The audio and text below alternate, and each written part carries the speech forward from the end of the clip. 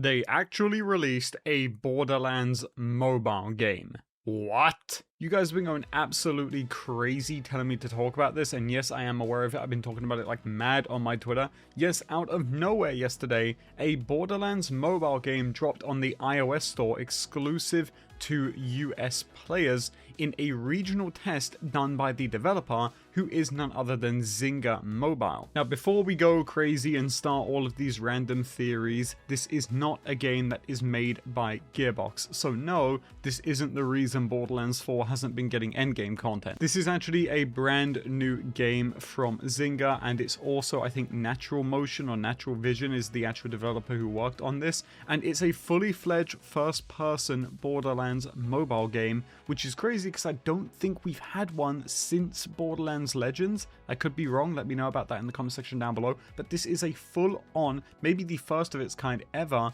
first-person, current generation Borderlands game. It is set largely in the BO3 era, with a lot of the stuff in the game just being straight ripped from BO3, including bosses, geo, character ideas, and more. And it's actually pretty good, which is the craziest part. I know right now it's pretty popular to just hate on anything that comes out from Borderlands, but genuinely, this is really, really well done. Also, before we go any further, big shout out to Jolts, who gave me the gameplay that I'm showing in the video. I am not making a US iOS account just to play this. I'm actually just going to wait till it comes to Android, which we'll get to in a second, and then I'm just going to play it on PC, because I think mouse and key is how I want to experience this. But genuinely, the game is like really, really not bad at all for a mobile game. So you'll see in a lot of the gameplay here as well that, again, like I mentioned previously, it does reuse a lot of the areas, bosses, and more ideas from Borderlands 3. And oddly enough, although you can't hear it in this video, the sounds as well are actually from Borderlands 1, which is a really bizarre thing, but like really, really cool. Like, I'm a big Borderlands 1 fan, especially when it comes to their sounds, so when I heard that, I was like, okay, well, this is actually pretty sick. But I think the thing that's surprising me the most about this Borderlands mobile game is that this is, like, really good by today's standards as well. For example, they have weapon scrapping, which is something we've been asking for a long time in Borderlands and haven't received. There is also weapon mod slotting, which I literally asked for way back in Borderlands 3 with the anointment system, so you can just slot mods onto weapons. All of your gear has an actual working power level. It's not like the useless gear score stat that we've talked about many times before, and you can upgrade that gear power level to then go into harder difficulty content, which is very similar to what Destiny 2 did with the masterworking system in a way, and it's here in this game, and really cool. But the most bizarre thing about this is that the game has a raid boss, and it has Circle of Slaughters too, and it has something as called the Tower of Terror and Psycholands. Like, this is all stuff which we've been asking for in Borderlands 4 and just haven't been receiving. And I know that they already had content plans and whatnot, but this is stuff we wanted before the game came out that just wasn't in the game. So it's crazy to watch a new developer pick this up for a mobile project and just kind of like do it. Now, for full transparency here, a mobile game compared to a PC title, the optimization, the workload, the resources needed, all of this stuff is going to greatly differ, which is why they're probably able to get a lot of this in very easily, or at least easier than it would be on a PC. And it's also why, and something which I keep seeing brought up, everyone keeps saying, this game runs so well for a mobile game, it runs better than Borderlands 4 does on PC.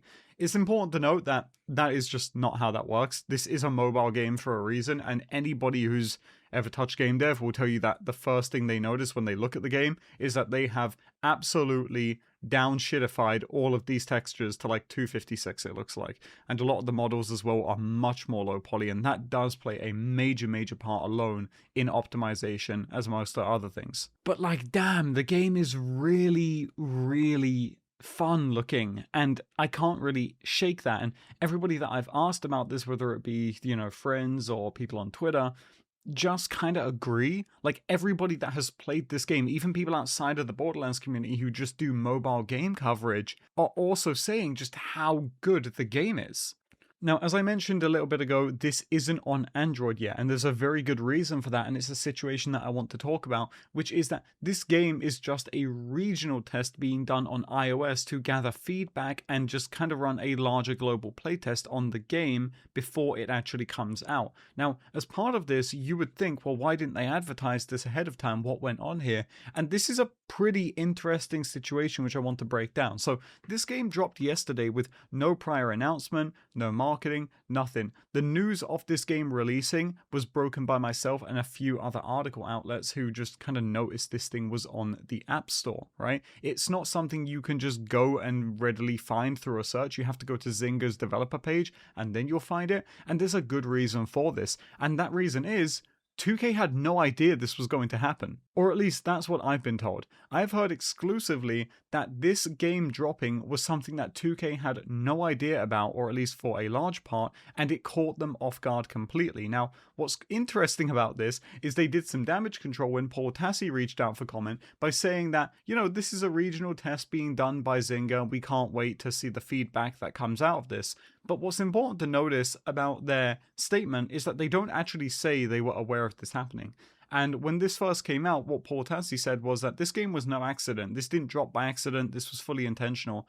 And I think that's a half-truth. I think for Zynga, that is absolutely the case. I think they meant to do this, and this is indeed a regional test. But I have definitely heard from many people now that there are numerous employees at 2K who did not know this was going to happen. So they're just kind of going with the flow now and just saying, okay, well, it's happened, so here we go. Now, in terms of an Android release, the game is going to be dropping on Android at some point, and I don't think we're going to have to wait long for that. And yeah, it's not available on there right now, and especially if you're on iOS, you have to be in the US to play this as well. But I do believe the plan is for this to drop on both platforms, and no, I don't think it's coming to PC or console or anything like that. So yeah, that's kind of where we're at with it. But again, you can see here from the gameplay that it's a pretty complete game for a mobile game. There's currently one character. There is going to be 4. They all have their own small skill trees. They've all got their own different action skills. One thing that's really important is that there is a battle pass. They just outright call it a battle pass in this game. And there's a premium version, which is probably going to end up costing money, which means this could go down the route of like a major IAP focused game, which Zynga has been known for in the past. And I think if that happens, they'll either draw a lot of flack or no one's really going to care, to be honest. This isn't out of the ordinary for a free-to-play mobile game, which this is. Especially in markets like China, it's actually more sought after for mobile games to have microtransactions in them. So if this game does have that, I genuinely don't think they're going to draw much fire. But if they do, it's going to be like a lot of backlash, right? But overall, again, the game is just fine. Like, it's not bad at all. And most people that I've heard are just saying they actually really, really like it. So I don't really see a reason why you shouldn't try this out now if you can. Again, I cannot, which is unfortunate, but I'm going to wait for it to come to Android anyway. And yeah, that's the news for today. I know a lot of you were waiting for me to talk about this. I just think it's pretty sick, to be honest.